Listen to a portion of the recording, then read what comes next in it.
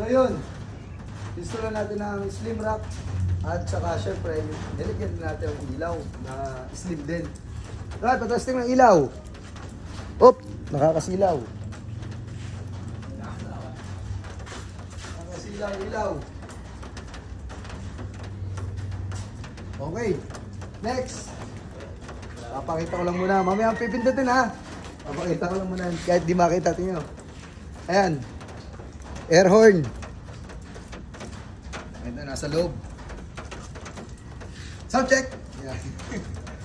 Sound check.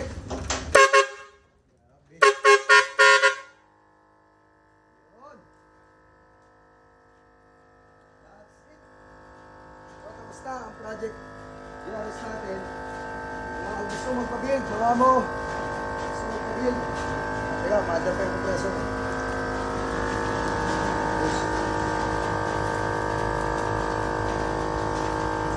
Baka gusto magpa-build, bench fight out road, baka sa Dangari, Lumus Cavite. Thank you. Sir, picture tayo. Ito na. Picture.